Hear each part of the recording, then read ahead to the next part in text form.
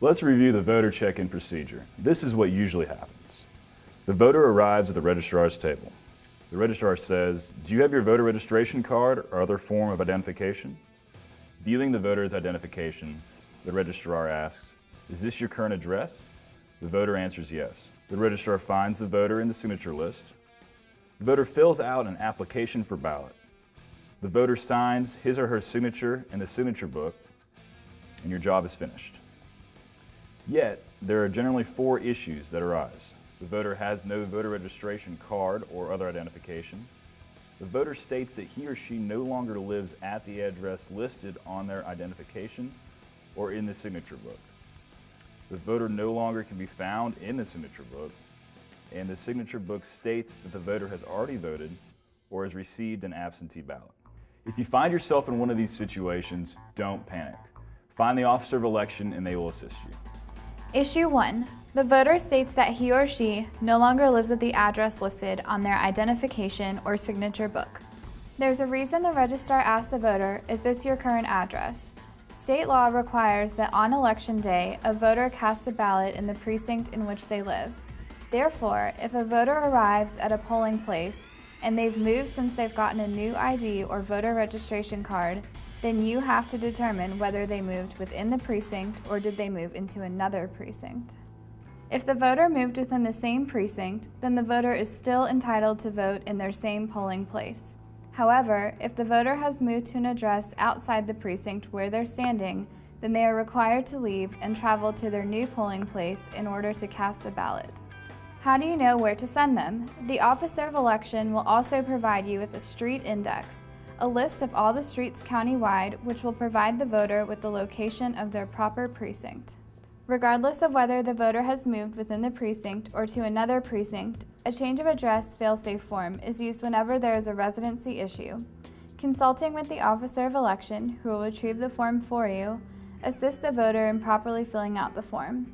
Don't forget that you keep a carbon copy of the form, which allows the County Election Commission Office to update the voter registration information. But also send a copy of the form with the voter so that they can present it at the proper precinct to vote. A final thought on this issue. Be as polite and friendly as possible during this delicate situation. We appreciate the voter taking the time to vote, and oftentimes they're embarrassed or frustrated that they've mistakenly visited the wrong polling place. Be courteous and helpful, as always, but even if there's a line waiting behind them, take the time to follow the proper procedure. Issue 2. The voter cannot be found in the signature book. What happens when a voter cannot be found in the signature book? This often means that the voter has gone to the wrong polling place because they've moved since the previous election. Remember, state law mandates that on election day, the voter must vote at the polling place located within their precinct.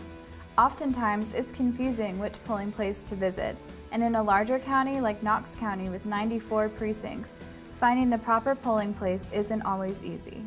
Using a street index, find out where the voter should be casting a ballot. If they're simply in the wrong polling place, inform them of which polling place to visit. An even rarer occurrence is when the voter is not in the signature book but is adamant that they live in your precinct. Their address in the street index shows that they should be voting in your precinct, and your Officer of Elections has even called the County Election Commission Office to seek assistance. When this happens, you're likely dealing with a provisional voter. A person is entitled to vote a provisional ballot when the voter claims to be properly registered in the county and eligible to vote at the precinct in the election, but whose eligibility cannot be determined by the signature list or by information available at the Election Commission Office. A provisional ballot allows the voter to cast a vote on a paper ballot, which is placed in a sealed envelope until more information can be found to determine whether or not a voter is eligible to cast a vote.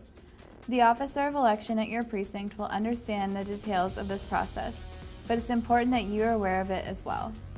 Issue 3. The voter has no registration card or other form of identification. What happens when the voter arrives at the polling place with no voter registration card or other form of identification? Perhaps they left their wallet at home, or they are out jogging or cycling and stopped by the polling place on election day. An ID is required to vote, but if you don't have an ID, a voter may fill out an affidavit of identity and be allowed to vote. Issue 4. The signature book states that the voter has already voted or has received an absentee ballot. Find the officer of election. Mistakes happen.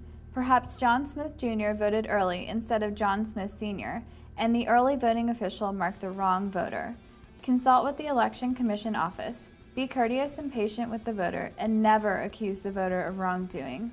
Do not allow the voter to vote until the issue has been resolved to the satisfaction of the officer of election. A few words of wisdom for conducting an orderly election. Anything that can be misunderstood will be misunderstood. Never discuss candidates, parties, or ballot questions on election day. Also, advise the voting public it is not proper to discuss candidates you like or dislike while inside the polling boundary. When a voter asks you who to vote for, please reply one of the following ways. Vote for the person you think will do the best job, or it's your choice.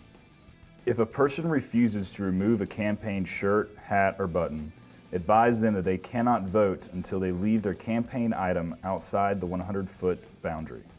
A shirt may be covered with a jacket. If a voter threatens you or another election official, call the Election Commission office immediately. Never say, "We will fix the machine." Instead say, "We will call the machine technician and the machine will be repaired." When the voter says, "I'm here to vote for John Q. Public," which primary is he in? Be careful. Tell them that a sample ballot is posted on the wall that shows the order of the ballot and the names of the candidates. The purpose of the sample ballot is to be used as a reference and a guide. These are just a few helpful tips to assist you on election day. Remember, use common sense, think before you speak, and you'll be a great election official.